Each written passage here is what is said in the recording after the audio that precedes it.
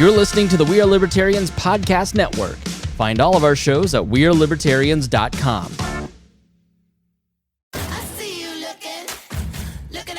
Hey loves, Haley Steinfeld here. Let's be real. When I'm on the red carpet, everyone wants to know whose dress I'm wearing. But here's the thing. We're so focused on those details, we're missing something that's actually way more important. Breast health. It's wild. Breasts get so much attention, but they're still so ignored when it matters most. Don't know what I'm talking about?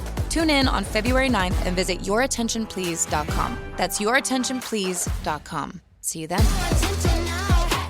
Oh, it's such a clutch off-season pickup, Dave. I was worried we'd bring back the same team. I meant those blackout motorized shades. Blinds.com made it crazy affordable to replace our old blinds. Hard to install? No, it's easy. I installed these and then got some for my mom. She talked to a design consultant for free and scheduled a professional measure and install. Hall of Fame son. They're the #1 online retailer of custom window coverings in the world. Blinds.com is the GOAT. Shop Blinds.com right now and get up to 45% off select styles. Rules and restrictions may apply. All right, look at that. We're live.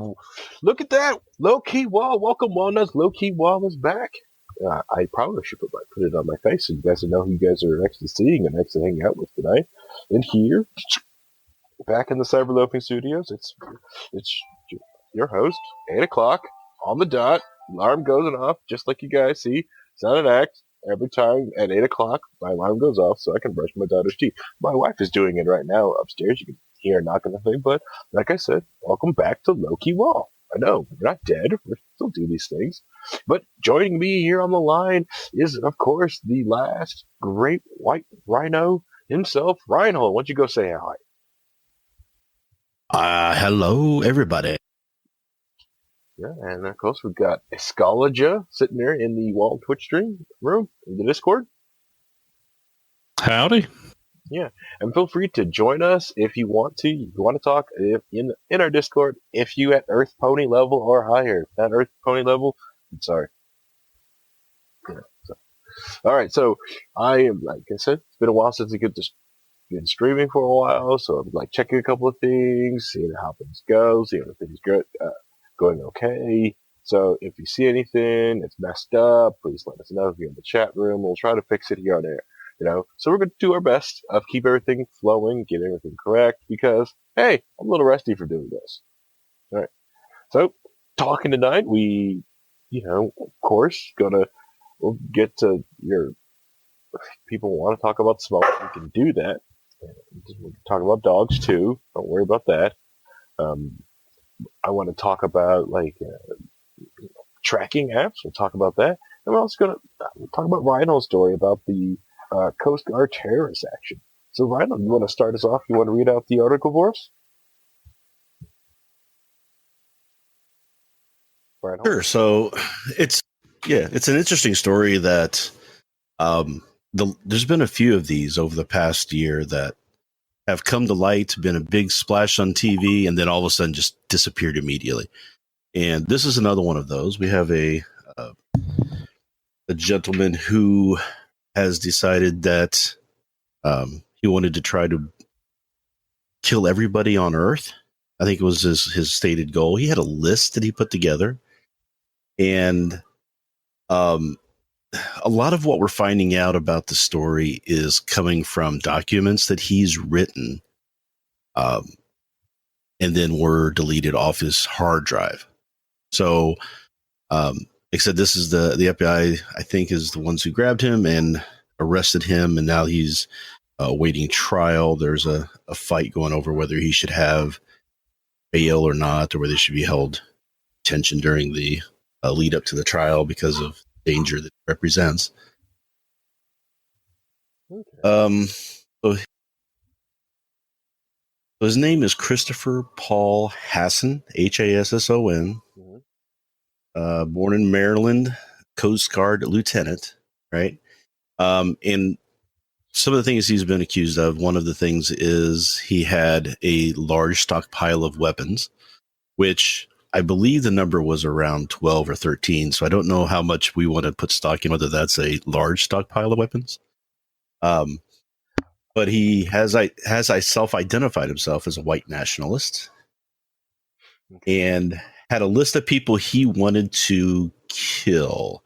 He had a spreadsheet with listed journalists, including Cory Booker, Tim Kaine, Beto O'Rourke, John Podesta, Democratic Socialists of America, Social Democrats USA, Angela Davis, Maxine Waters, Nancy Pelosi, Don Lemon, and Camilla Harris. Sheila Jackson Lee was also on the list. There's just a lot of people he had listed out that he wanted to take out. And one of his Google searches recently was what if Trump illegally impeached?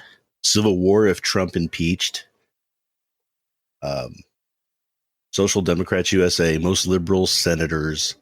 So I think we're seeing a pattern on what his maybe political motivations were. His triggers are. And and what he was trying to get out of that. And he did write in one of these that he did want to kill everybody, as it were. So there's probably a lot of mental issues going on in this gentleman at the present time. And we're just trying to find out more about what's going on here. But what's interesting to me is that this story comes up, it splashes for a day, and then disappears once the details are found out. Yet we have other stories like Jussie Smollett that come on the scene and then linger for weeks and weeks, and people just won't stop talking about him. And I'm kind of curious as to the mindset there. That's one of the things that really interests me about this is the just kind of how our attention span focuses on these weird little stories and ignore these really dangerous ones. I mean, CNN had 3 bomb threats last year. There was the post office mailer guy who was trying to send these bombs that didn't work, but they were still being sent. Once he was captured, it went away. Nobody's talking about it again. So what do you guys think? Is there something here about why we're picking up on certain stories and not others? Is this something that they're trying to just avoid talking about? Or is it just the natural way humans are? Combination of A, combination of B, like you said, because you're right. A lot of these real danger stories aren't talked about. They want to talk about the ones that are not a dangerous or just so small chance of happening. Take, in the early aughts during the Bush and Obama era, like terrorists around every corner and they could come get you, even though the likelihood of that was very low. But they're real dangers of, so the guy sending the pipe bomb and actually getting it right and taking you out. Those are real dangers. And he seemed like he was on the move to try to do something. I mean, so this doesn't seem like idle stuff. Like, it's like musing one night thinking, I wonder what this would be like, or if I should look into this. But this is like something he seems to have been planning and probably go through. He took inspiration from the Norwegian terrorist Anders Behring Breivik, and then the abortion clinic bomber Eric Rudolph. So he's definitely got a type of things he was after and looking. So, just like I said, I think possibly this could be something where I think we all agree that this is bad. Mm-hmm. So there's not a lot of story there to talk about. Whereas something like Jussie Smollett, where it's like a back and forth and things happen and all that could be part of the. Well, like there's just more insight. Well, with the Jussie Smollett stuff, you got a actor with it, and that brings in automatically canned heat of the fans of the show that gets to watch your show talk about the ass action. So you have the lead up before, right, of people believing that he was attacked, going through this, believing in the narrative, wanting to go out and defend, and also like just shocked and awe that this happened in a Midwestern city. So that massive hype train, which is built up anyways from all this, and then with the police and they're working on it, they're getting people. So like this massive, this vile thing that Americans thought were racially watching this, and then they realized it was a train wreck of a hoax. So they continue still watching and just want more answers. And a lot of people just really hope that the answer was like, you're telling me this guy faked all this for a paycheck? To some people, that's unbelievable. Right, and how much of it is that there's a certain segment of society who's wanting to point out that this was fake, therefore all these other things could possibly be faked.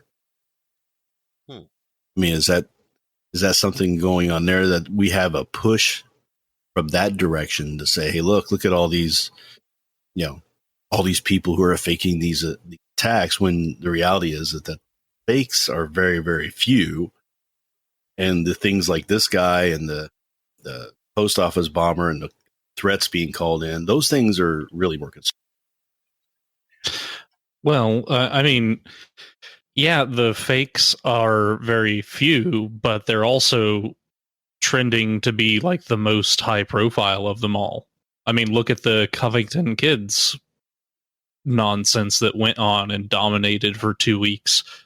Every single headline on major news.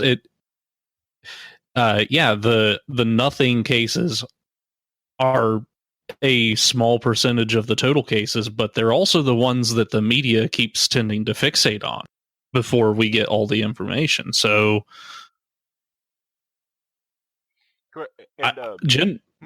generally, my rule of thumb is if it is a crime of this type that is reaching some sort of fevered mass, whoever's behind, like, somebody's pushing it, and it's probably a weaker case than the one that you don't hear about in the news. It doesn't make sense, though. If they were trying to push the narrative that Trump supporters are dangerous, wouldn't they be talking about the mailbox bomber and the Coast Guard guy just constantly? Because that's the narrative they can get along with. There's meat there. Correct. There's a lot of meat there, but there's meat, but the Jesse Smollett is shown proven canned heat. He brings his own canned heat of the show. And that's the other problem. Oh, it's a white supremacist with a bunch of guns. Unless you can put some, it's some unknown white guy. It really doesn't have anything. And then with the pipe gun, they captured him. It was exciting for the time, but now it's all like procedural stuff. It's kind of pretty much boring. There's not much speculation to go on with those. With Jesse, like, oh, we can go on this and talk for hours. Right, and I think that might be part of the issue there too, is that you've got the people who are wanting to push back and say, hey, look, this is the media trying to be fake. This is the media trying to push a narrative. And then there's a back and forth that goes on there. Whereas these other stories, everybody pretty much agrees this is wrong and scary, and nobody wants to, there's no other side to fight on that one. So there's no media interest at that point. Yeah. And an opinion piece was there was an opinion piece written a couple of days ago on USA Today talking about a lot of these hate crime hoaxes, and was trying to like put them all together and to show like a lot of these fake hate crimes and hoaxes, a lot of them happen a lot. And truth be honest, like there's, it's main reason why like we question things and have a court of law and not trying to use court of public opinion of no matter what someone's accused of, we should probably get the facts and try to get to a courtroom, because hoaxes do happen, and that's why you're proven until you're innocent to proven guilty. Well, just look at the Central Park raping that current President Trump was involved in back in the day, where he still believes that those 5 guys were guilty, even though it was proven that they weren't. The Tawana Brawley hoax, back in the late 80s, I think it was late 80s, early 90s. Duke Lacrosse. I mean, this stuff happens, but they're the ones that get sensationalized and everybody remembers. And people like this, we just seem to kind of forget about and push to the side and go on with our life. Yeah, correct. There's been several different like proven like fake hoaxes, hate crime hoaxes, where like, look, someone sprayed the swastika on my house, and it turns out later, nope, it was them. I'm not saying that hate crimes don't happen. I'm sure like people go after people for the race, but it's a lot of those are very vile and problematic, very problematic, and they usually happen on a mass scale. To me, like the smaller thing, like group was, like I said, it just seemed weird to me, just because it just happened to one person in an area that's predominantly, gay and liberal. So you just tell me, like, just two white guys in MAGA hats decided to go to Chicago to go after one guy? That seems weird. But different if it's like a serial hanger and bleacher. Okay, sucks that it has to get that far, but usually you need that much data. Uh-oh. And people can barely hear me. Is it me or all of us? Agent Power.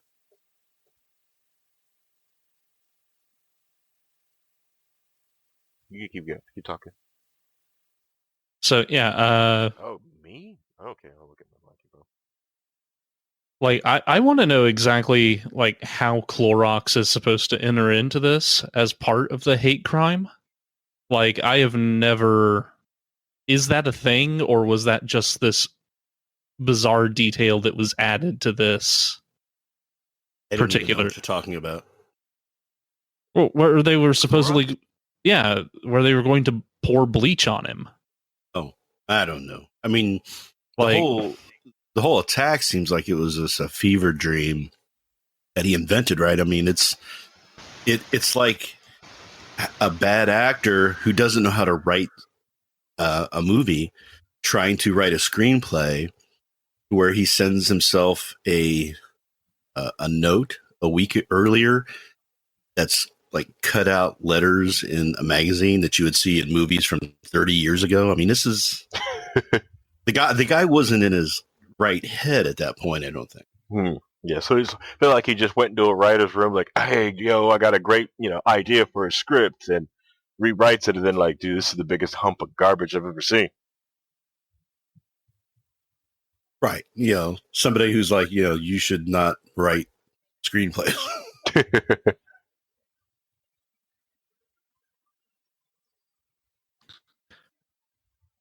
yeah, the bleach just completely. I'm like, what the fuck at that? But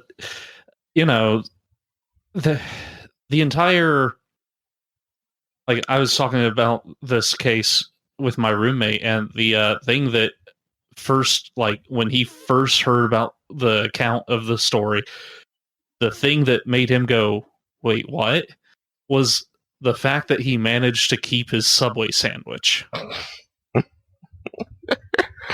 don't know. All right, correct. If it would have been a beer, it would have totally understandable. Didn't spill his beer through the whole thing. I get that. But the Subway? Come on. That thing probably would have been so rock hard and stale. Could have used that as a weapon. Okay. I didn't think that part was that strange, because I will fight a son of a bitch for my sweet onion chicken teriyaki. All right. Okay. All right. I used to just get a BLT, but so. This episode brought to you by Subway. Subway. If there is anybody code out there next time checking out. I know, right? Yeah. Use code WAL. Yeah. I'm just upset that Subway in that area is open at 2 a.m. But, like, I want a Subway open at 2 a.m. I'd take anything open in this godforsaken city. Oh, Waffle House, PT Show Club is still open. White Castle. Yeah. So, yeah. Okay. So I can either get my heroin, my AIDS, or extreme diarrhea. That's good to know. I'm sorry. PT Show Club is a fine establishment on the east side of Indianapolis. Waffle House is also an establishment littered across the country, and it's the last bastion of hope to everyone on the road. And White Cat cleans you out. It's a cleansing. Yeah. Well, yes, it's cleansing. No, I've known people that have worked at Waffle Houses, and those are stories for another time. I know. I feel like all I want to do is open up a Waffle House and go, this is like Waffle House, but we're cleaner. That's it. I love Waffle House. You should. I spent some time working at a truck stop, and they have some restaurants that are a lot of fun. Mm-hmm. And stories I could tell, but not on here. I just want one that's clean. Is that too much to ask? That's all I want. It's cleanliness. I hate going there drunk because I'll start spouting off of health code violations. Is that wrong? Is that wrong of me? Is that wrong what I do? But anyways, back to the the hoaxing thing. Statist. What? What health code violations? Hey, surf safe, right? It's a voluntary certification. It's a great model that you can move forward. I hate that you're forced to follow surf safe, but Right. it's a great model on how you could build a better health code. Exactly. Without the health department, I could probably go out and make an organization, call it the Polgox, and make people pay to get my certification as I say that you're clean. And I basically would just send people in there to make sure you're doing what you're supposed to be doing at all hours of your business. It's just like Underwriters Laboratories, which is the one that I usually use for that example. Is like we don't have a federal government entity telling us about electronics have to be safe and everything being inspected and because like UL does it. It's a private organization. I prefer my stuff in China unlooked at. Someone just sent us a Zup nerds. Anubis. And that's a funny way spelling Anubis, I think.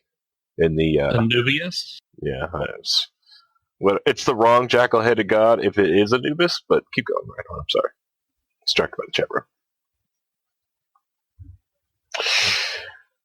All right, then don't go. Hey!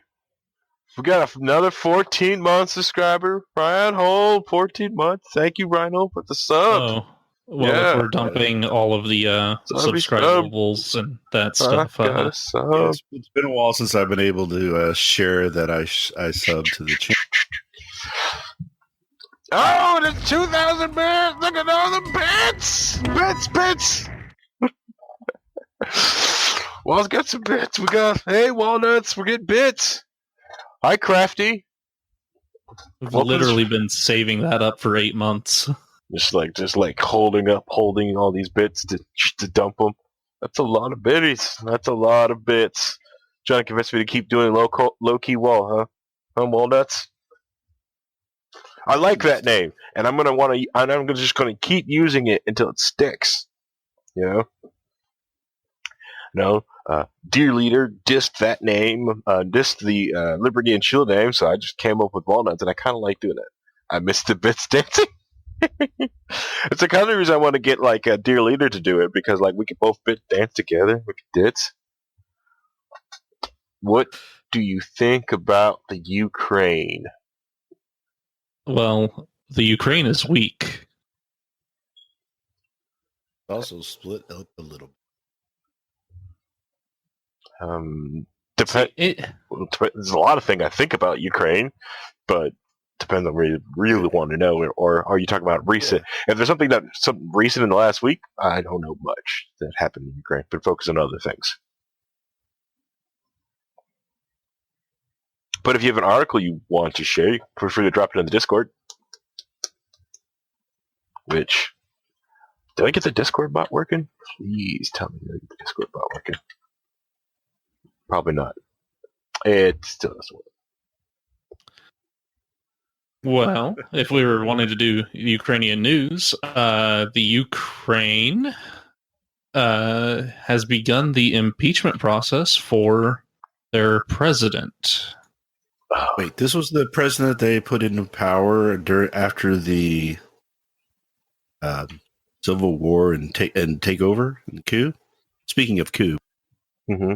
Speaking of the coup here, yes. Shh, not a coup. Remain calm. There is no coup. There is no coup. What I should do is speak out to the other League of Liberty and let them recognize me as the new Dear Leader. Yes. Yeah, but what would your avatar be? Which super friend?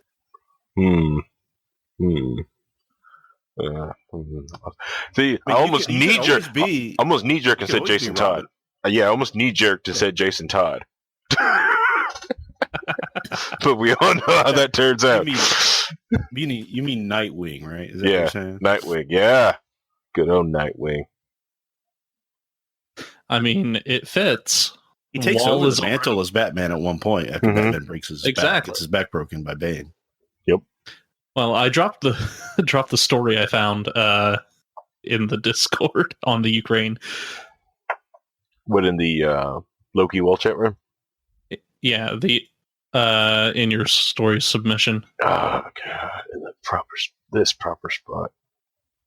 It's well, we have some redundancy, and yet we still don't have a weapons board.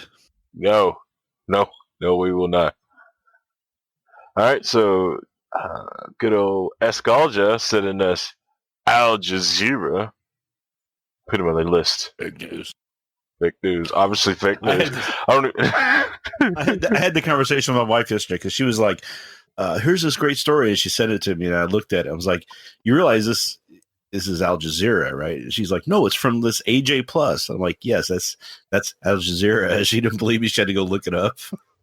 And it's not that they do fake news as much. I find that they're actually a little more accurate than, say, CNN or MSNBC or Fox. Mm-hmm.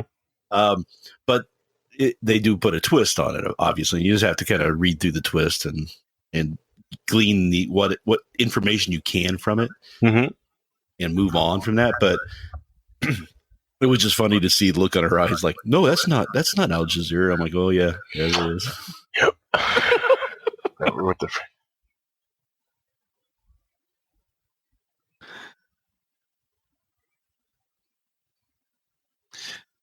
But yeah. So Crafty, tell us what you thought. I mean, what did you think about the initial Civil War to begin with, and the implementation of the current government that you have in place? Is that something that you were for, or were you against at the time? And how do you see this corruption happening, and what that means to the implementation of that government? Is it coming from that, or is it something else? Outside influences? Because there's a lot of what I think is there's a lot of outside influences with Ukraine because of the issue between Ukraine and Russia, and trying to put NATO into Ukraine and that sort of thing, and the basically the almost new Cold War that we're creating because of this whole hotspot. And there's such external influence on that country right now that these types of corruptions seem to be expected almost, and unfortunate, but something that I could see happening. No. Yeah, and real quick here, I'd like to interject. When I stated that the Ukraine is weak earlier, that is a reference to Seinfeld. That is not my editorial view on the Ukraine. I did not realize that might not be a shared experience. Shared reference. I'm not sure what sort of penetration into the Eastern Europe market Seinfeld actually had. He was global, man. Don't you know? Oh yeah, no. Everything in my life somehow comes back to Seinfeld, and I can find a reference back to it. But I want to know. I would like I said, I do want to talk more about Ukraine. Hopefully, Crafty has heard that and is typing a response and let us know, because I'm really curious. But also, I want to make sure that we sometime tonight talk about the main story of the week, and that is Gaga Cooper. Gaga Cooper. Okay, well, I'm taking actions now behind the scene to ban Reinhold from life, from everything. This is what Twitter's talking about. It's like trending on Twitter right now. My God, this is what news is. This is the state of our news media. No, like you were asking earlier, like, well, why does this style of story disappear and all these? Because we're busy worrying about Gaga Cooper. What's all right? As we wait for Crafty, what the heck's the Gaga Cooper? You know the movie that just came out recently, A Star Is Born. Bradley Cooper, Lady Gaga were in it. It's a great thing, right? No. Last week, Lady Gaga separated from her fiance, and then At the Oscars on Sunday night, they did a duet of the song from the movie Shallow, and everybody is saying the way they sang it, you could tell that they're in love.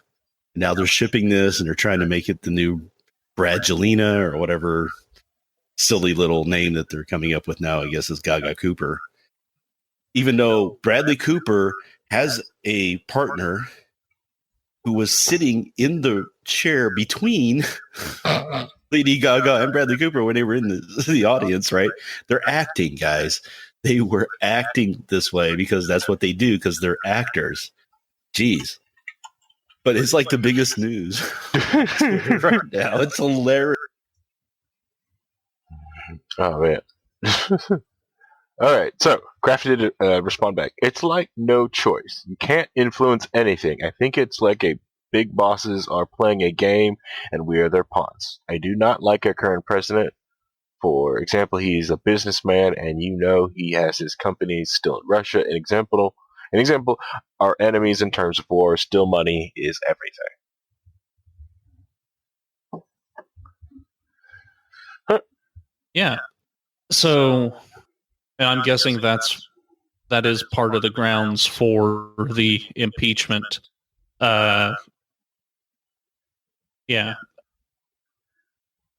So, I mean, it's a very difficult situation in the Ukraine because they're basically being eaten away by their larger neighbor, and Putin definitely has imperialistic designs on. I don't know if I agree with that, but I mean, now that part of Ukraine did ask for help. Well, they did not want to be part of the new government. Mm-hmm. And you got to understand, Russia is trying to make sure that NATO is not put on its border, right? Correct. It doesn't want missiles sitting on its. Remember how big of a fit we pitched when they tried to put missiles in Cuba? Mm-hmm. This is their Cuba right now. So yeah, they're very upset about what's going on there, and they're trying to influence it. I understand why they're doing it. I don't think it's because he's trying to expand the size of Russia. Because Russia's pretty large, anyways. Right. He's trying to push his influence, just like the United States does on everywhere else. Mm-hmm. But I can understand their motivation behind it. You know, whether it's the right way to go about it or that stuff, that's all different discussion. But I don't think it's just that he's sitting there with rubbing his hands together, going, "I'm going to take over the world." I'm sorry, but the annexation of Eastern Crimea, Eastern Ukraine, and the Crimean Peninsula to me just echoes of the Sudetenland. Bear in the lead. Well, I mean, understand the people who live there were identified more with Russia than they did Ukraine to begin with. It was an arbitrary country formed at that point. They saw themselves more as Russians than they did Ukrainians in that peninsula. And when Hitler annexed large chunks of Czechoslovakia, they were ethnically very. Did Czechoslovakia have a vote that said they wanted to separate from Ukraine and go, or from Czechoslovakia and go to Germany? Or were they just rolled in with tanks? Because there was no Russians in Crimea.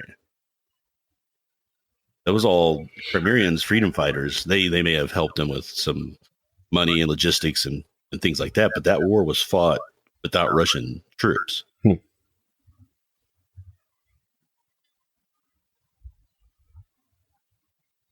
And speaking of the money laundering scheme that we're talking about with the current president, wasn't that what Paul Manafort was found while he's being tried for because of money laundering from the Ukraine back in 2003, or was it?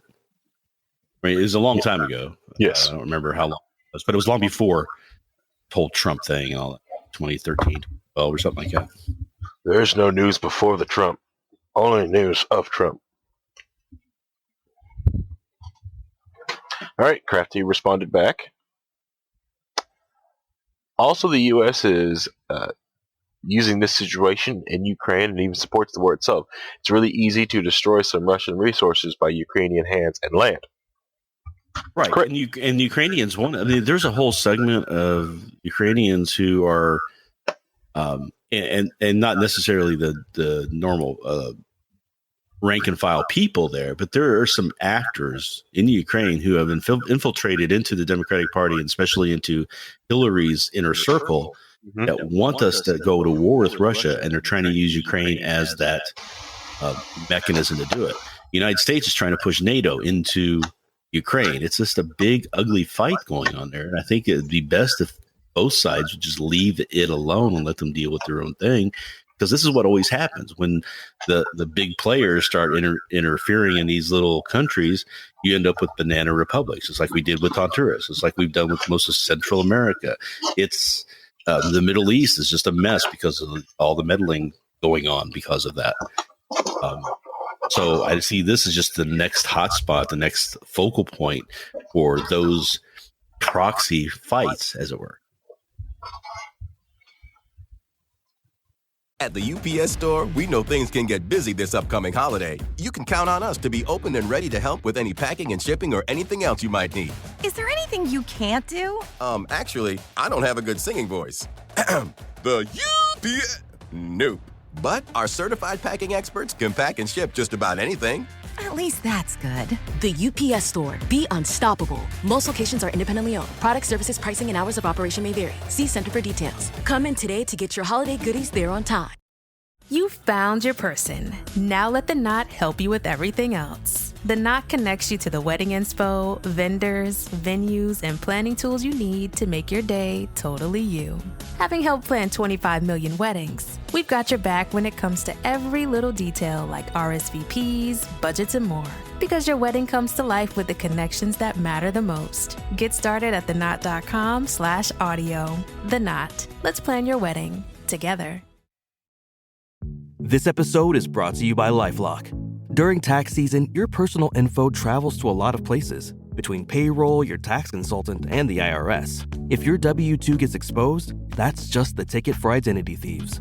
That's why LifeLock monitors millions of data points every second. If your identity is stolen, they'll fix it guaranteed or your money back. Don't let identity thieves take you for a ride. Save up to 40% your first year. Visit LifeLock.com/podcast. Terms apply.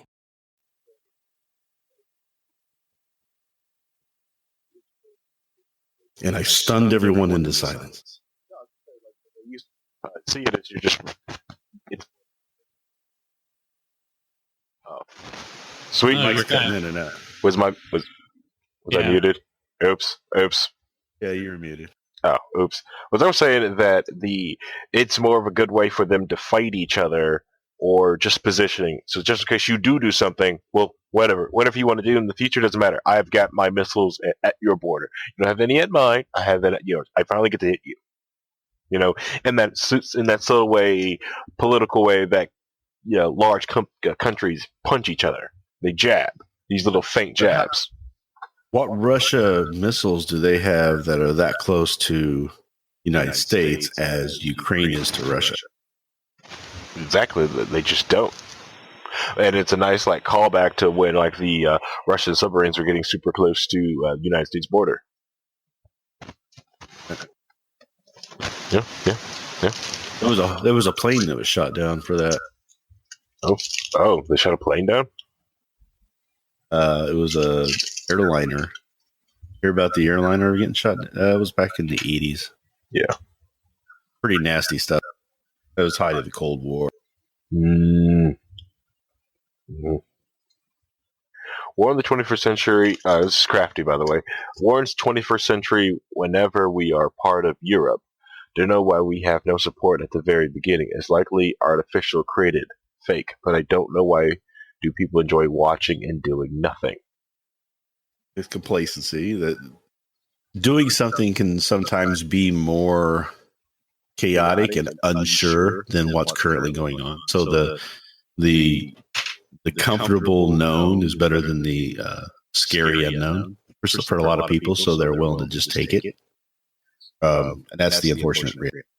And the other part is too is like it's kind of a arbitrary country that was put together, just kind of like Iraq was kind of thrown together and arbitrarily bordered. Right. I mean, that should have been 3 different countries. There's too much internal strife and too many different segments that should be, separate from each other. Kind of like the Eastern Crimea and the area of Ukraine probably should have been separated as countries. This happens all the time, and especially in Europe with all the different wars and everything that's been fought for centuries and centuries over there, is that people just start making arbitrary borders. Correct. And Belgium only really exists so Germany and France have somewhere to work out their issues. But there's a lot of different, because the colonization of Africa by European powers, most of the territories in that country are completely jacked up and don't make any sense. So now it's gonna be interesting to see what happens, because China's making huge inroads into Africa. Yes, they have.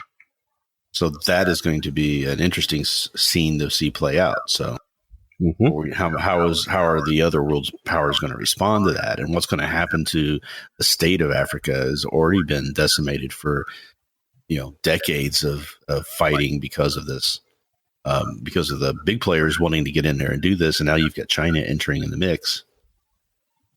I just don't think it's going to get any better. Right, but that's part of China's massive goal is to open up trade routes, and they are trying to get to make sure when Africa gets more industrialized, that they be able to have easier trade routes with China and not go anywhere else. Let's see, Crafty responds, "Thank you for your comments. Really enjoy listening to you. What about the situation in the U.S.? Do you like Trump? Any problems you are struggling with?" So, Reinhold, do you like Trump? I am not the biggest fan of President Trump. I find him to be a boorish populist who has a third level reading IQ, maybe 3rd grade. Yeah. To put it in, that's just my opinion. Yeah. So you think he's crude, rude, and yeah. Well, and the populist part is what really really annoys me. And even admitting to being a nationalist without realizing what he's actually saying at that point. I'm kind of upset about seeing the 4th rise of that type of thought process in this country. So it's the 4th time that this has come to fruition, starting with the Know Nothings, then 2 issues of the Ku Klux Klan, and now we have the alt-right, which is all the same mindset. It's getting tiring, having to beat it down again all the time. Yeah, but the difference with the alt-right is at least shrinking. It's not growing.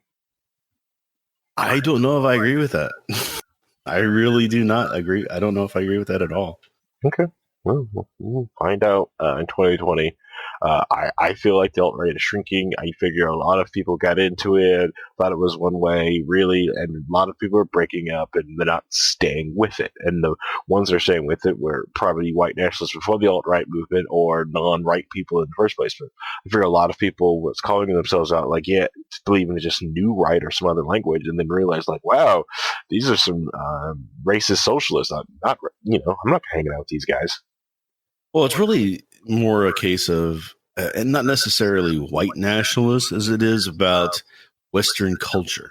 And that's when you hear the phrase Western culture and you start seeing that being played out. I mean, that was the kind of the way the second wave of the KKK, they got to, I think, the most political power.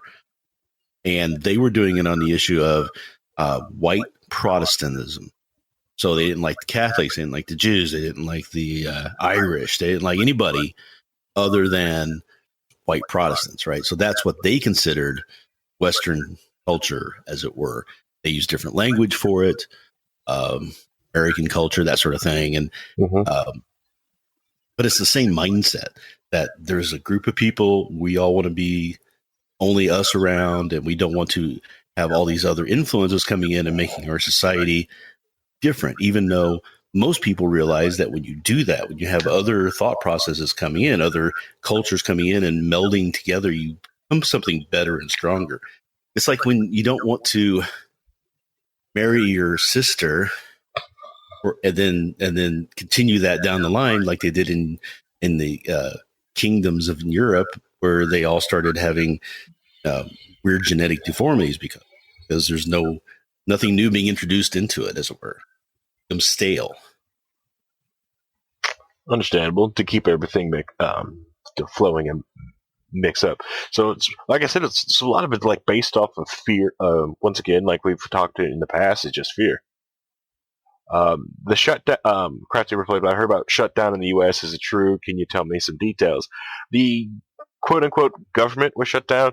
Most of that was just non-essential workers not getting paid and having to go up because of budget talks. It wasn't really like a shutdown.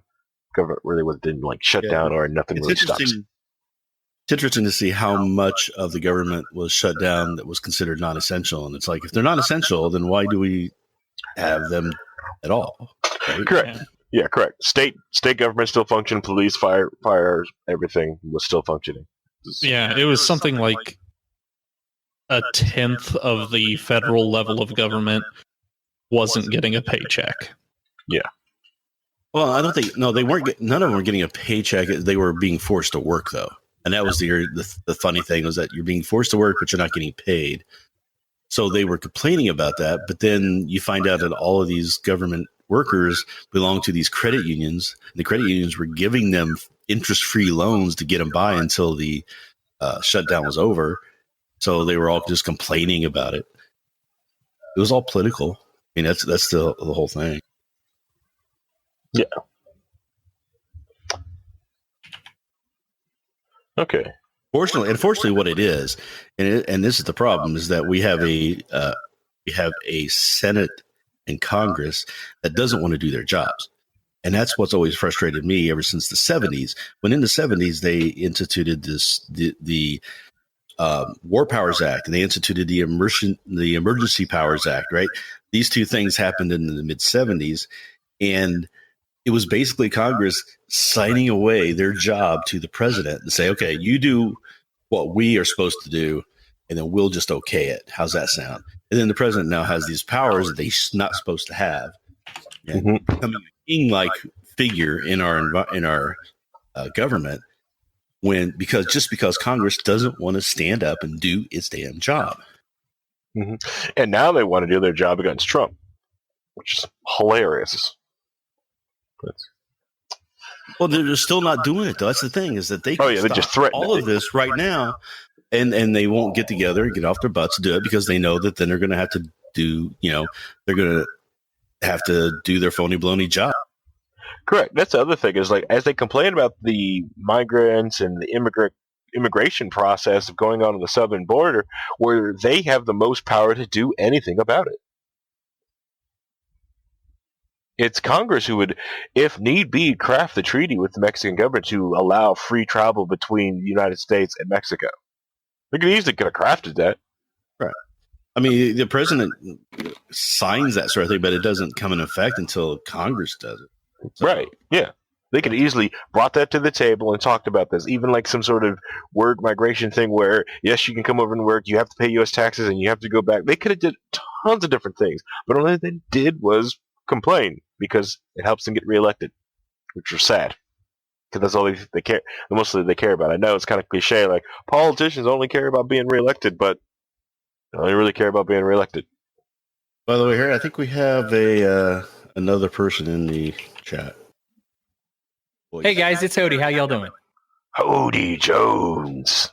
You are spot on, Harry, because I have thought about this before, that they have two solutions for the borders. And one is doing their jobs and creating some treaties at the federal level, which they have the power and the authority to do. Yep.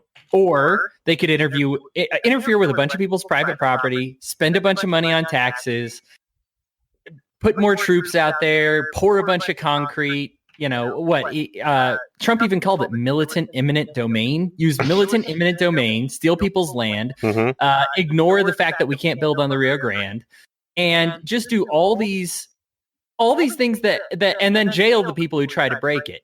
And so all of the onus, instead of being on the politicians, gets transferred to the people involved. It's a complete, this is on you. The solution that they're looking at is we're not going to take care of it on our end. We're going to do some things, though, that makes it so that we can arrest you if you try something on your end. Right. Yeah. Everything, like you see, a lot of those the congressmen they'll complain about is like they're the ones with the power to do something about it, to put something to the floor and actually do something. Yet they complain about everybody else and that they should do something. And there's usually people who are ill-informed that believes, no, only the president could do these things, and that's part of the issue there. Yeah. All right, so I'm glad I was I was thinking the right thing before. I thought I was crazy. Like, you know what? Can't Congress just they could fix this before this even happens? They could just fix all this, or made sure it never even got to a head like this. And the strange thing about it, is that, considering that Social Security is a freaking Ponzi scheme, we need the migrants coming in here and paying into the Social Security system and not collecting that money and going back. Yeah, what's going to happen if we cut all that out and we have fewer people in the United States, and then the boomers start retiring in about 5 to 10 years? We're in trouble. Social Security is going to fall in on itself. Everybody's worried about welfare. I mean, why are you trying to protect welfare when you're going to kill Social? Thanks for the follow, Crafty.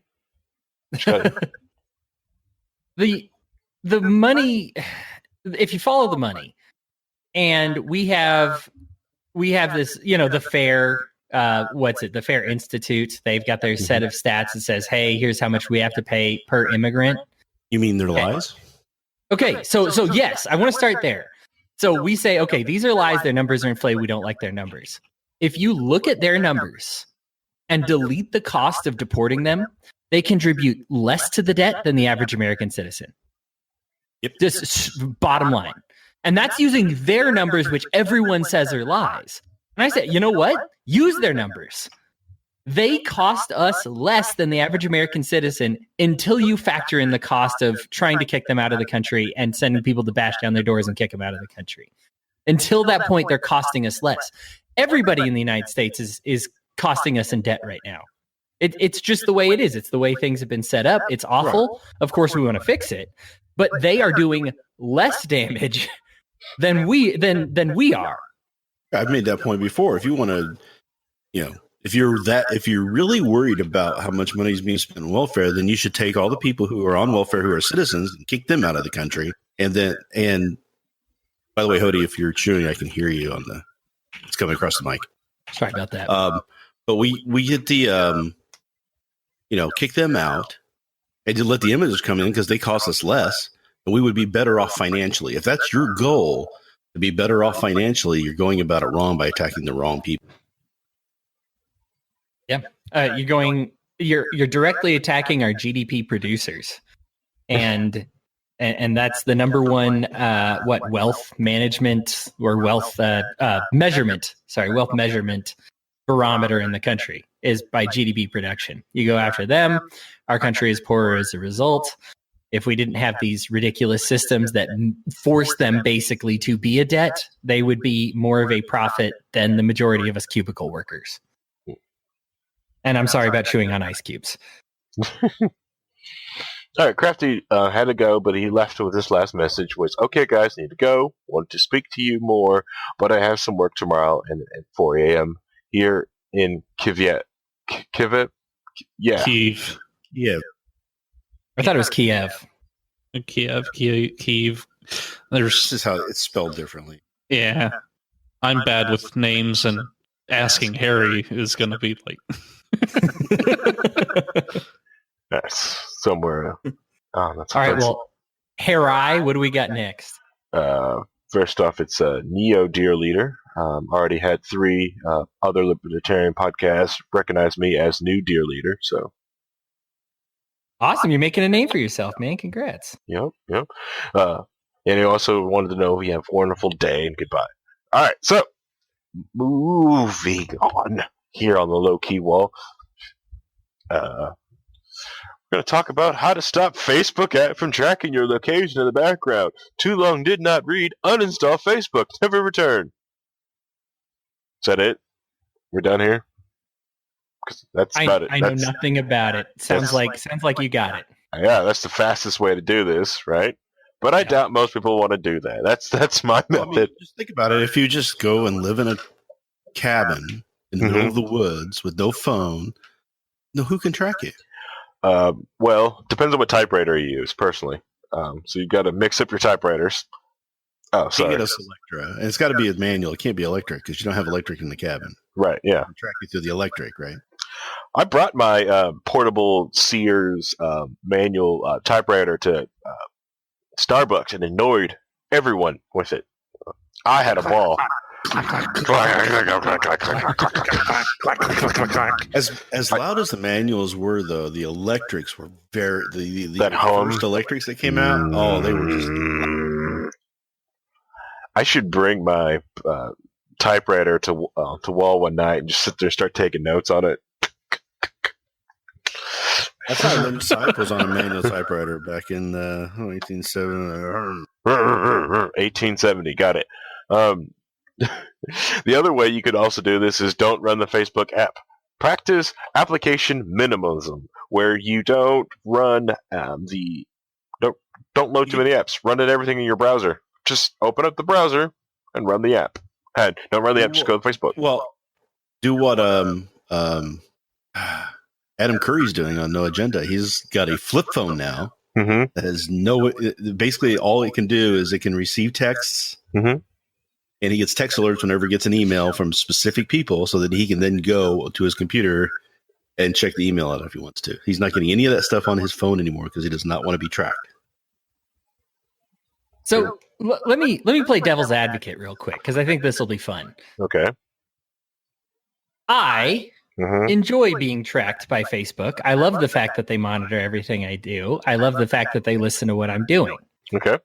The reason being is because then I get an experience that is tailored for me. They know the type of things that I am interested in, and they move those to the top of my social wall. They do ads that are focused on things that I might actually consider / might actually need, as opposed to, and I'm just going to, I hate to be crass, but frankly, before these companies started tracking me, it was all meet people in your area that look like they're going to have sex with you, but they're not actually in your area and nobody's going to have sex with you. And it was all of them. I mean, it was everything in my email, it was everything in my Facebook. Finally, I get a system that recognizes, oh, hey, you don't actually watch pornography all of the time. Maybe I should advertise something else besides porn to you. So it's actually cleaned it up for me a bit. I like the fact that sometimes I will just say, oh man, we're going to Applebee's tonight. And I mean, I'm keto dieting still and it's rough, but so I haven't gone out recently, but back in the day I would say, hey, let's go to Applebee's, and I would have fun, but I would also get a coupon from my Facebook just while I happen to open it, be on the car on the way to Applebee's because they knew, and they're like, oh, hey, here's that. So again, this is a devil's advocate question because I kind of believe with you guys, but I would like to hear you answer someone's experience like mine because they might not see it as a big deal. Okay. Now, for that experience, they do take a lot of your information and they do sell it to these companies that do give you that tailored experience. The issue is what they do with that information and what they do to process it. So you believe that you are getting things that you want to see. You don't really know that. It's kind of, they will use it to influence you. Facebook has on occasion used your information from track places that you have been gone before and likes that you have to also try to manipulate you in all kinds of different social experiments. They try to see if they can make people happy. They try to see if they can make people sad by sending them just bad, things that would just make what they believe would make people sad. They would just send it to someone's feed. It's just, like I said, bad things that Facebook has done. You're saying it's not a coincidence that some days when I see happy, cute dog videos, and then some days I see a whole bunch of sad dog videos. They're trying to gauge my mood here. Correct. Yeah, they're trying to gauge it and trying to move you and manipulate it and see, manipulate you. So if they make me sad, and then all of a sudden an ad comes up for, hey, here's some feel happy pills. Correct. Yeah. The other thing they do is that they also don't. They also use that to censor stuff to try to. Before this whole Cambridge Analytica stuff, it was also known that Facebook did go there and try to manipulate people's like political point of view by putting you into either A, an echo chamber, or B, putting you against your political opponents to see if they could get you to change your opinions. Makes sense. I am constantly being bombarded with, I'm doing the interviews with the candidates for president, and I got a hold of all the Democratic ones, and as well as Bill Weld's and Donald Trump's as well. Mm-hmm. I have very few little hopes on that last one responding, but seeing what I can get on all the rest of them. But because of my volume of contact, they're like, "Hey, do you want to just join the Democratic Party today? You've spent a lot of time trying to contact them, so maybe join." So that's been my ads for like the past 5 days. It's been rough. I'm getting stuff. I got a letter yesterday from President Donald J. Trump wanting me to give them money, fight the horrible liberals that are in office now. It's just, I don't know how I got in his mailing list. They need to track you better. This before, because I don't do the. I do the ad block. I don't do anything like that. On what have you guys done the fun game of going in and seeing what political tag they've given you in your account? Yes. Oh yeah. Yes, I have. Said I was conservative. All right. Told me I was. It wasn't conservative. It was, I think, more independent. I can't remember exactly what they said, but it was just like, no, you're not conservative. You're not liberal. You're somewhere else. But they wouldn't say libertarian. I don't think that's an actual option that they have. No, I think it says moderate, right? If you're right in the middle, it's what, like, moderate, strongly right, slightly right, moderate, slightly left, strongly left, or whatever. I was I'd been hard on the president, and it put me on slightly left. But that thing also changes. Like, it'll change quickly. Like, if you have a week of being like, Alexandria Ocasio-Cortez is a moron, you'll swing, like, it'll swing, and you'll be like, it'll be like, oh yeah, you are strongly conservative, and you'll be like, okay, well, now I need to fix.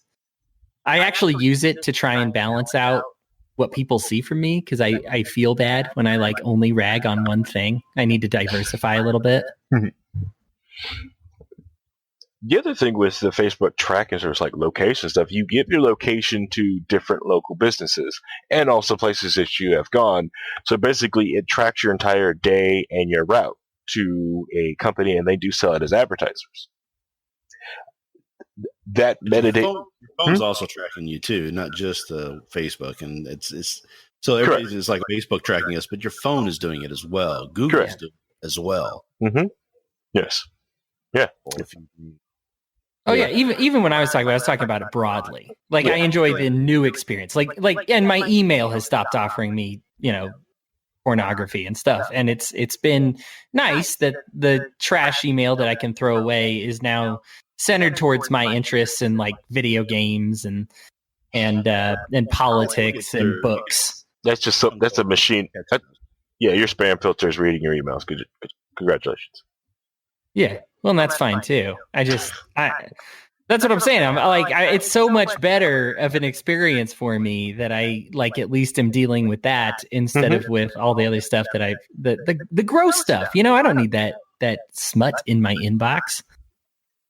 But going to those places to begin with, they wouldn't think you need it. Yeah. That just sounds like someone's on your Wi-Fi going to that smut stuff there, Odie. Well, now hold on. You can change your Wi-Fi password. This was decades ago. I have not had a problem with being offered smut stuff in a very long time. I have no problem with being offered smut stuff right now. Bring it on. You know what? What am I fighting? All right. I'll see you guys later. Now I really need to mute the microphone, right? Yep. So, do you have any stories you want to talk about, Hody? I brought one, and Harry brought one. Yeah. Well, okay. So nobody. Have we talked about Smollett yet? really mentioned the Smollett stuff, but you could bring it up. We've all mentioned that we really think it's. Chris doesn't want to talk about it. So we might as well talk about it because we're doing him a favor. He doesn't want to talk. I don't know if anybody really wants to.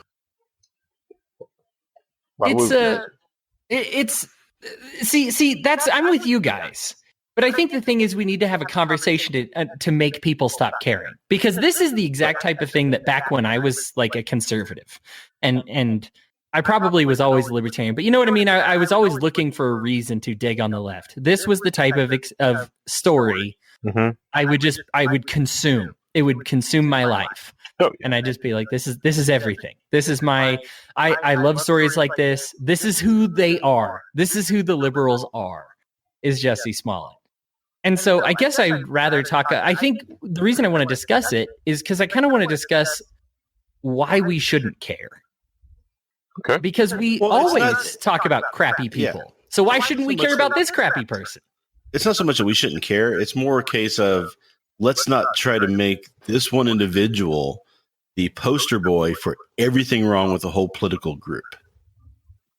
Right. And that's what really happens. And it's unfortunate that we do it this way. And I can go into a little tirade on my own about this.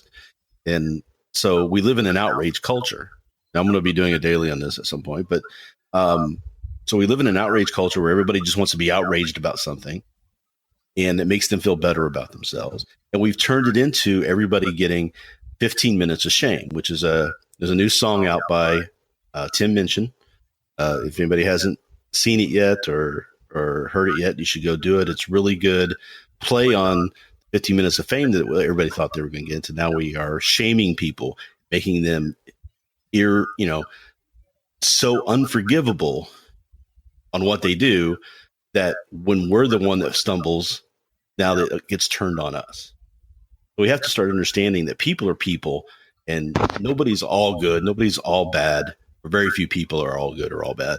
And people are just trying to do what they think is best. People are just trying to get by in their lives. People are just trying to make decisions and choices for themselves that works best for them. And sometimes they do the wrong thing. And it doesn't mean that they're horrible, rotten people. It just means that they're wrong in what they did and they should learn from it. But if we destroy them, which is what we tend to want to do, nobody's going to learn anything from it. But I mean, there are guys that I mean, is there nobody you're interested in destroying, Reinhold? Like, do you want to give me a glowing review about like Chris Cantwell or Joshua Smith right now? Well, Joshua Smith, I do not want destroyed at all. I've tried to help him. I've tried to tell him that he needs to learn more about politics and to watch what he's doing and become a better steward of libertarianism and not just, fighting his little fight, and focus on that narrow aspect of it, which is what he does. And Chris Cantwell, I think, is lost and needs help because he is wrong. He's way, way wrong. And, at some point you have to start saying, okay, we need to dissociate from him and everything else. I understand that. But does that make him an evil, rotten person that's unforgivable, that he could never turn his life around? He couldn't come out and say, look, I was wrong. I am no longer this horrible piece of garbage that I've been for the past 4 or 5 years. Yeah, I've learned my ways. Would people take him in and forgive him for that time period, or are they going to just label him and be done with him? Period. At that point. Okay. Before you continue talking about the Cry Nazi, Hody, bearing the lead. Who are these two individuals? Joshua Smith is a representative at large of the Libertarian Party. And Chris Cantwell was a very prominent libertarian, and I believe he has even called himself a white supremacist and a Nazi before. But he is still, he still goes on like Free Talk Live and talks. It caused a whole fight on Free Talk Live recently when two of the co-hosts on Free Talk Live quit the show because Ian brought Chris back. Correct. After Chris went off the rails and became admitted what we all kind of knew he was a white supremacist. Ian felt that he had to tell him not to come back on the show again, and that lasted for a couple of years. Correct. And then recently he decided to have him back on in an after show, which caused the two people to bail out and say, we're not associated with this anymore. Then there was a big fight and who was fired and blah, blah, blah. It was just a big, ugly mess. Correct. One of those was Daryl Perry, who was former candidate for president on the Libertarian Party, right? Yep. He was running to be the... No, I think your response, Reinhold, is perfect. I'm sick of the hate. Like, I'm so tired of... I asked it as a loaded question because I can glean some good from both of those two guys that I mentioned. And then when Chris Cantwell starts going on Nazi stuff, I'm gonna be like, yeah, I'm not listening to this anymore. I admit that it's so much directed in the white supremacist direction these days that I probably can't listen to him anymore. But I'd be open to talking about liberty with him.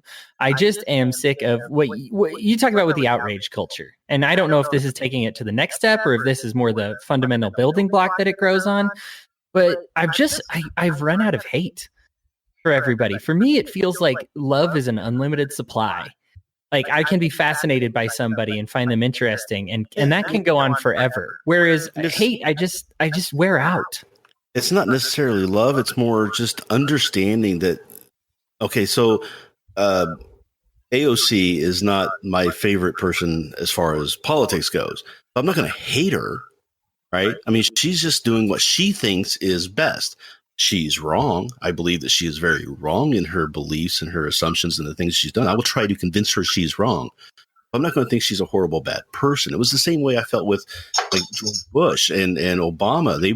They were wrong on what they were saying and doing in a lot of areas, but they felt like they were doing what they thought was best, right?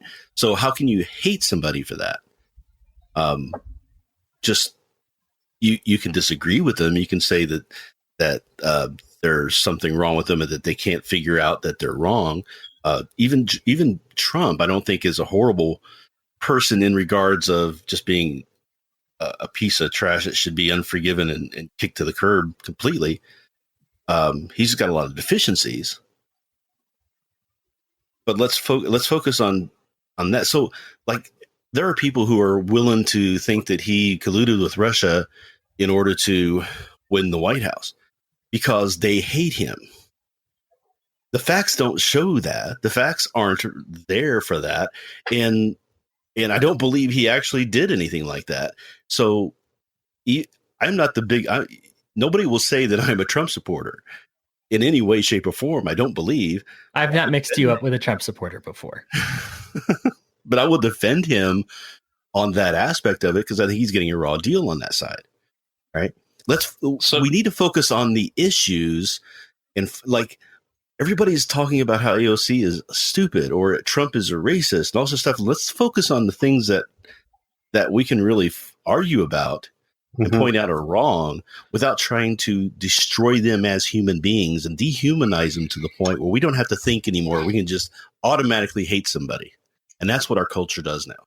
So what I'm hearing is that Reinhold is going to vouch for Trump. He's a Trump supporter. I'm vouching for Hillary and Trump because I defended Hillary too on the political persecution that she was under when they were trying to get her on the server stuff. And I know you and I disagree with that a little bit, Paul, but still, I felt that a lot of that was a politically motivated prosecution, and I thought libertarians were against that sort of thing. I have a tough time with there are certain characters. So, like, let me take Smollett for instance, and if you work backwards, it's funny until it's sad. Because you start today and you say, oh, he's going to jail. Why is he going to jail? Because he paid some people to beat him up. He wrote him a check because he's a moron. And he doesn't know that you don't write people a check to beat you up if you don't want it to get traced back to you. And then he also fabricated an email that he sent to himself. And then it was unwinding this knot, right? And then it looked like it was because of money, because he wanted more pay on the show. And then they started unraveling that knot.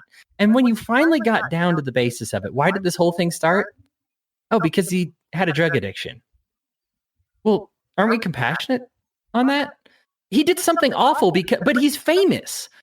Frankly, I know people that have done worse things in my personal life been addicted to drugs. The only difference is they're not famous, right? Like, we kind of hit on that earlier. With his own money. I mean, how many people steal from their own house? You know what I mean? Or steal from their parents to finance their drug activity. At least he's stealing from him. He's borrowing from himself and his own reputation. And so I think, like with Smollett, I feel for the guy. Yes, he did something awful, and it's hilarious. So I love talking about it because I think it's hilarious and stupid, and all those good things. I get an entertainment value out of it. But also with this, I am compassionate on what happened to him. I think there's a difference, though. I mean, I think there's a difference where we can say, hey, this is hilarious, and you're an idiot, and we're going to mock you a little bit without making it your unforgivable human scum. Yeah. Or this is the left, right? Or saying you are either now side. Yeah. Oh, either side. That's what I'm saying. You can't. There's a difference there. So I think it's healthy to kind of point and laugh and go, okay, that's fun. Yeah. Really, you're really, and then let it go, and then let him get help, and then let him recover himself. I mean, it used to be that famous people would go through their drug addiction phase, do a bunch of stupid stuff, and then become reborn, go through rehab, and everything was fine. Everybody, I mean, look at Robert Downey Jr., what he went through. He was a mess for many years. Yes. But now he's the most beloved, one of the most beloved actors there are, because he's talented and everybody loves him for that. So a lot of people don't get that in their lives. Just like we have people who are drug addicted getting put in jail, which they shouldn't be put in jail for being addicted to a drug. It's supposed to be unconstitutional by the Supreme Court, but they're arresting them for possession instead of actually using, which is a little mind game to get that through.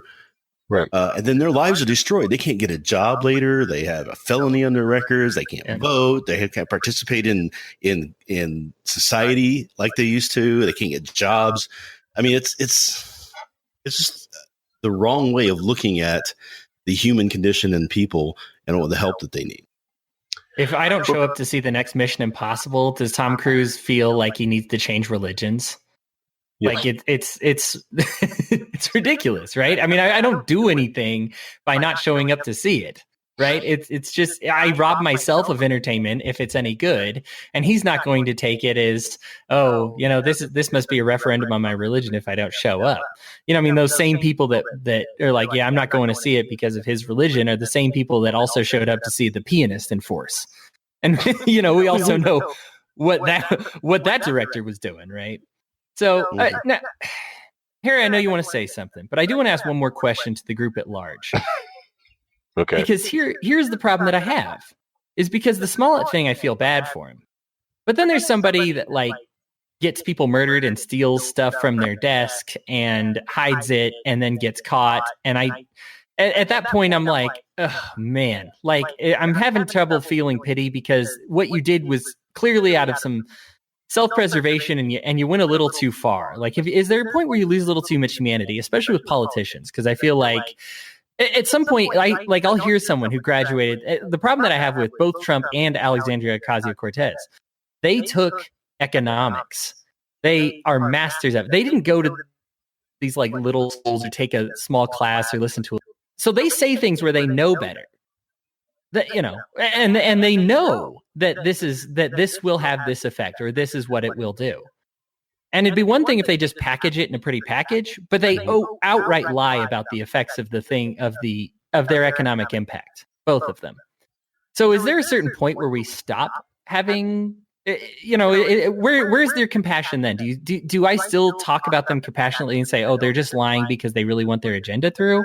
Is it just because they feel like their agenda's right? I guess is the question I want to turn to the group. Well, I think they kind of believe that their agenda is correct, or that what they have been taught, they know better than. As in, they taken it, they have interpreted it, they seen it a different way from their own experiences, and repackaged it out as that, you know, this is what they want to do.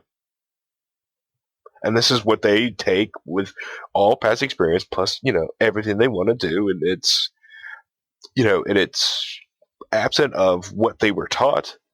But some people get taught things and get taught from other different schools, from different things, and just kind of want to go with it.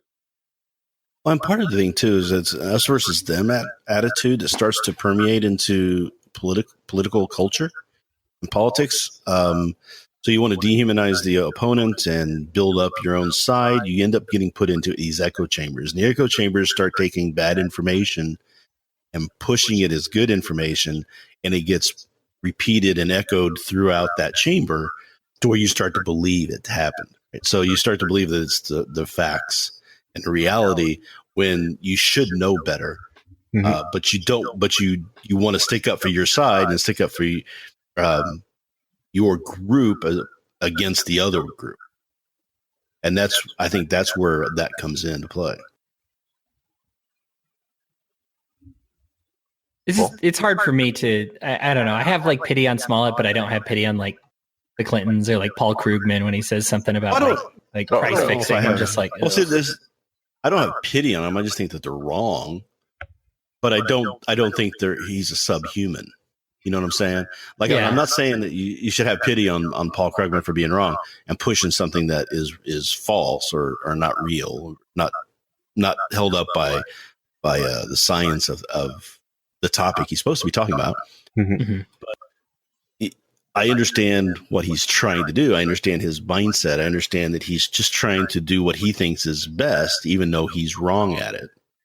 And I would rather combat him on the facts, on the issue, and not try to make him the laughing joke. You know, the laughing, like you can laugh about people and joke about people. And I think that's healthy to do, but there comes a time where you take it too far. And a great example in my mind, a great example in my history is Dan Quayle, right? Dan Quayle was not a stupid person, right? But he had a couple bad moments. He was unprepared for a few things, and he did and said a few things that weren't exactly the best for the situation he was in. And then he became the butt of so many jokes and so derided for that it became the reality that didn't really exist, right? A lot of the things that you've heard that Dan Quayle has said are comedians who have said those things, just like they're doing with AOC, where they're saying that she said this or she said that when she never did, because they're trying to make her appear stupider than she really is. They did the same thing to Dan Quayle. And I kind of knew Dan Quayle a little bit because when I had an issue when I was in the military and I needed assistance, we wrote to our senator, who was Dan Quayle at the time, and him and Rich Lugar, and they took care of it for me. And, you know, it's frustrating when you know that somebody is not what people are trying to make them out to be. And you see firsthand what that can do. I mean, look what happened to another great example is Gerald Ford. Gerald Ford was not a bumbling idiot, but Chevy Chase didn't like him.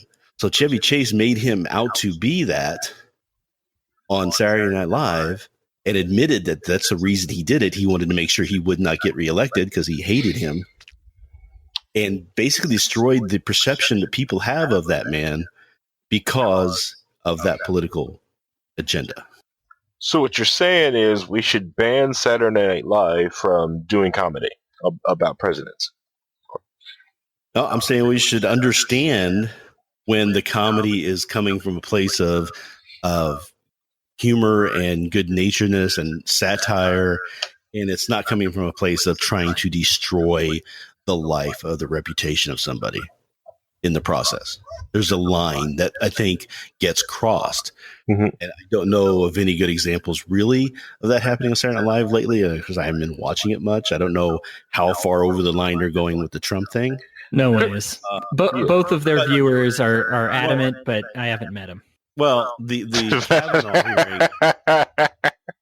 Kavanaugh hearing with Matt Damon, I thought was hilarious. Yeah, that was hilarious. Kavanaugh, that was funny because they were picking on everybody. And I saw another recent cold open where they had Trump on Let's Make a Deal, talking about the shut it down of the government, and they had all the suitcases senators on there. Yeah, that was great. The suitcases, and Booker going, "Oh, for me, I'm running for president." It was just It was funny because they were hitting everybody, but they were hitting everybody good-naturedly. They weren't doing it in a way to make them appear as less than human or less than forgivable or scum or anything like that. You know what I'm saying? Yeah. But yeah, because Saturday Night Live in recent history, they completely ruined most people's take over. What's her name? Running mate for McCain. What was her name? Palin. Yes, Sarah Palin. Yeah, because I can see my house from Russia. She didn't really say that. That was Saturday Night Live. But that was everybody when they think of Sarah Palin, they think of Tina Fey. And it's like I really did like the time when Tina Fey was on and Sarah Palin came on and told her to get off the stage, and they were good natured enough to have that happen. Because they understood they were joking, and I don't think that they took the Sarah Palin stuff too far. I think that some of the people who were watching it tried to attribute what Tina Fey said as Sarah Palin and to Sarah Palin, which was wrong. But when Sarah Palin was nominated, the political communication that weekend was terrible on what they tried to do to her. I mean, there were people talking about her after kids. They went after her kids and her kids' kids. Like, it was like they were trying to say that her son was actually her daughter's son and she had it out of wedlock, and all this other stuff, all this conspiracy stuff was happening over that weekend. And it was so disgusting. It's like, this is why women don't go into politics, is you can destroy them on a different level than you can men. And it's amazing to see. I'm going to call some shenanigans on that because let's not forget what the Bush campaign did to McCain over his adopted daughter in 2000. Oh, remember what they were doing with Perot's kids too, because it made Perot jump out of the race as well. Yeah, so saying that it's something uniquely... No, I'm not saying that going after the kids is unique. I'm just saying that women have a whole different... There are ways to go after women in politics that's different than how you can go after men. And I see a lot of people trying to do that from time to time. And I think it's wrong. You should treat people as individuals and what they have to say. You shouldn't go... there's certain languages that people use in news media when they're trying to destroy somebody. And you can see this on newspaper headlines and things like that. When you have the picture of this one guy saying, that this person was accused of doing this and it's gentle.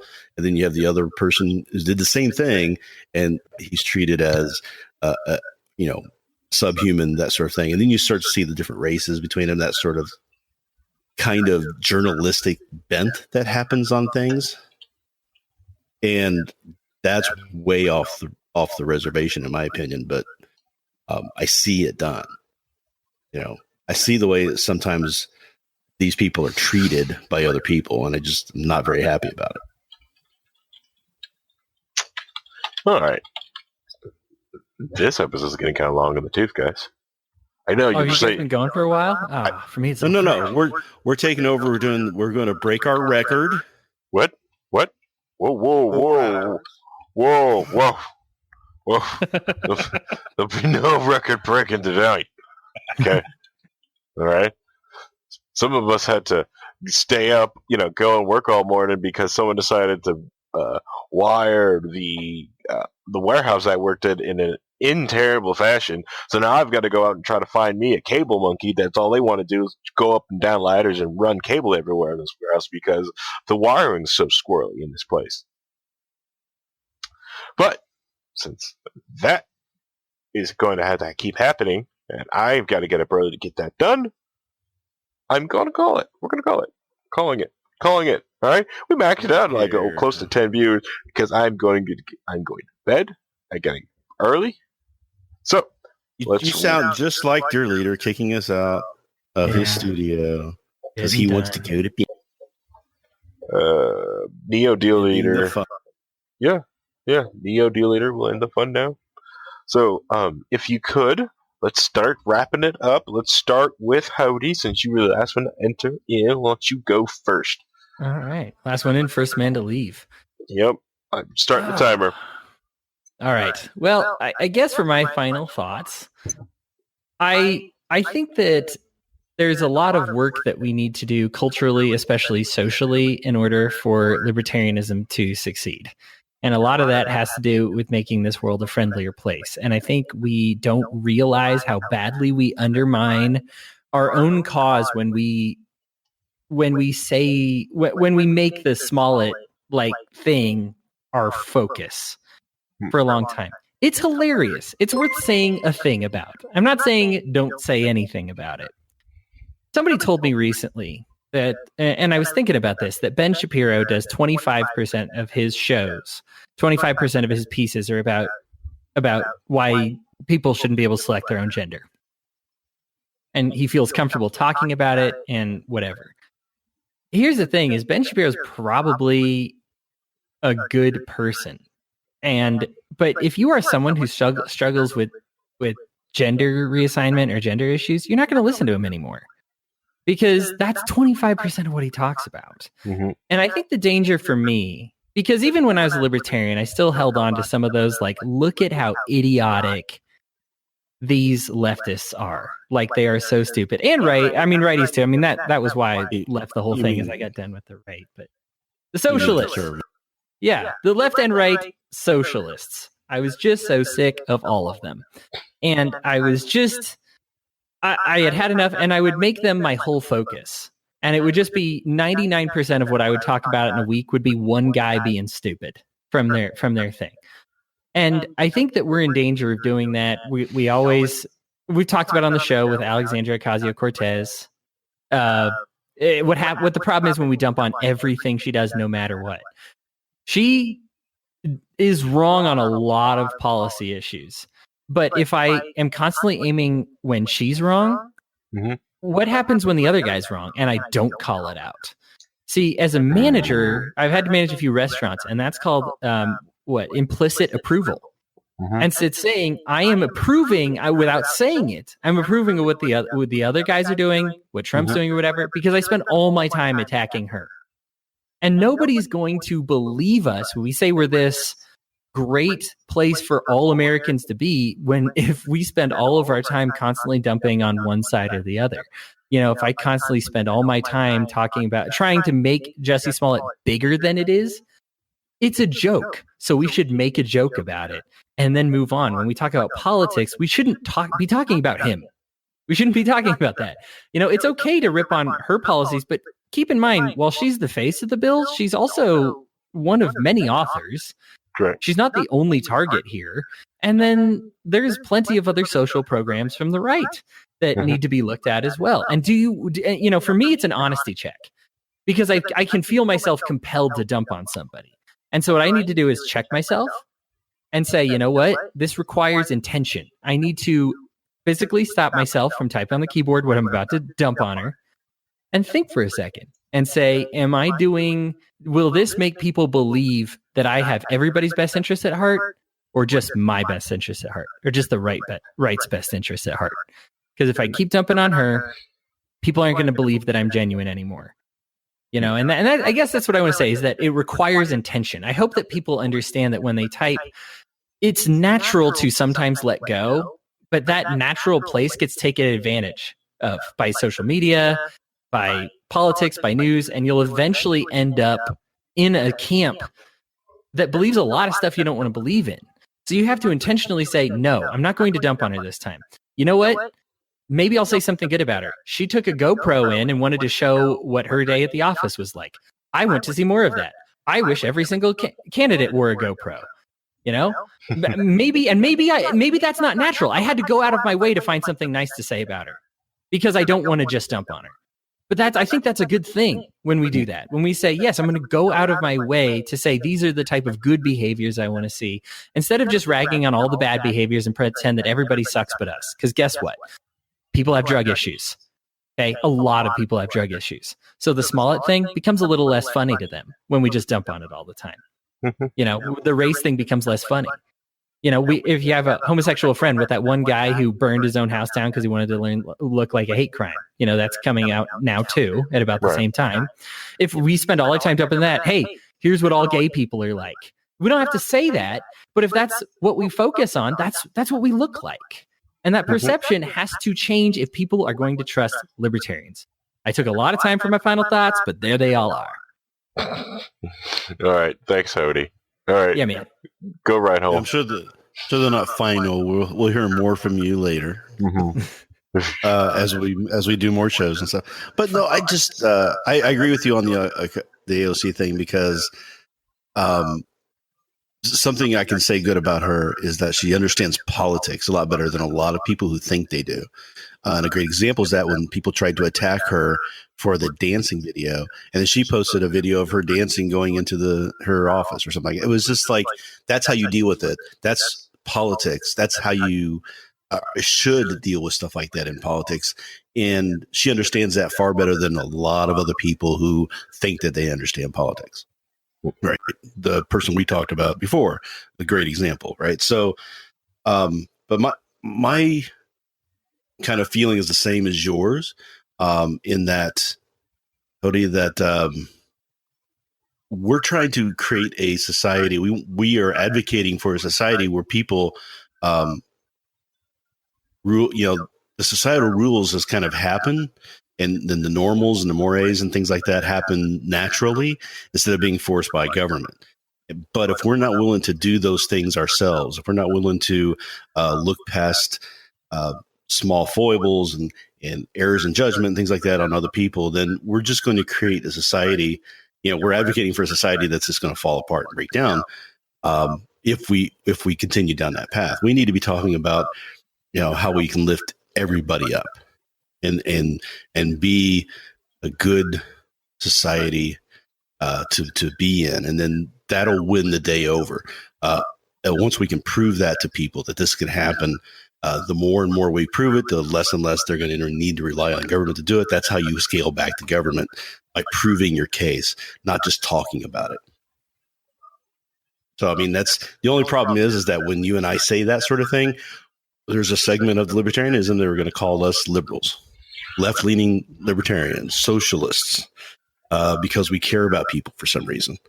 But I can't understand how you can function in this society or function in this world if you don't care about people.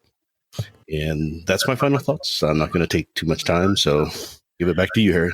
Hits vape. More of those left libertarian Bill Weld likers. Anyways, go to. All right, Paul, go ahead.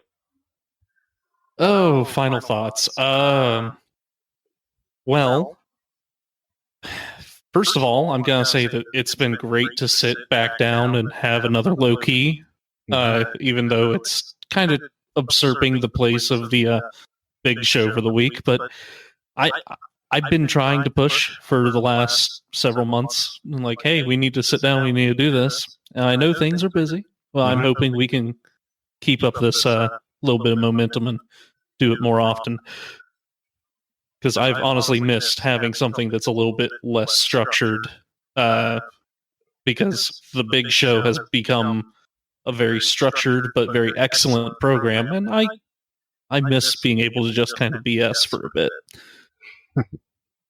Other than that, I don't really have a whole lot of thoughts. I do want to say thanks to Crafty, even though he had to go to bed.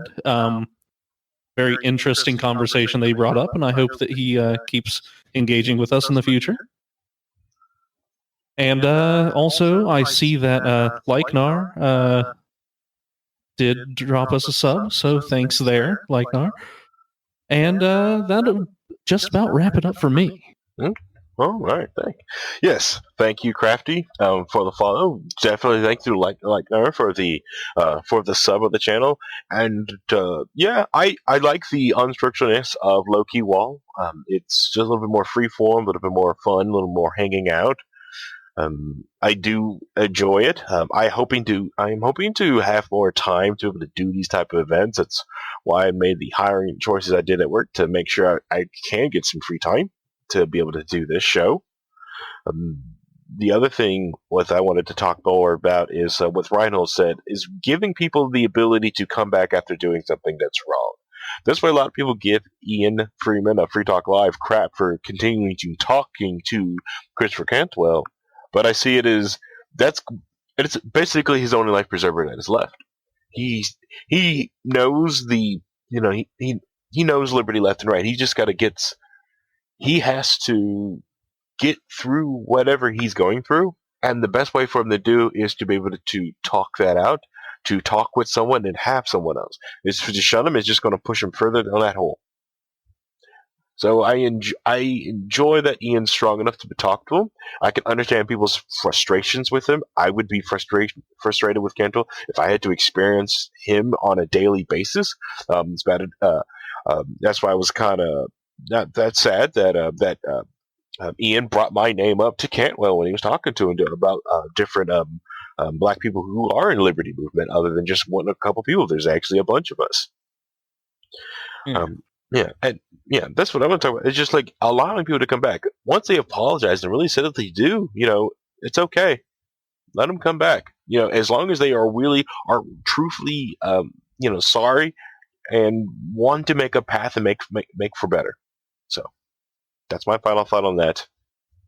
Thanks for coming to Low Key WAL. Thanks for everyone who stayed and watched. You could have been anywhere else in the world, but you weren't. You were here on Twitch watching the live stream of Low Key WAL. Thanks, Walnuts. I know I didn't post this on the FaceTubes, the Twitters, on the Instagrams, but you guys found us anyways, and that makes you awesome.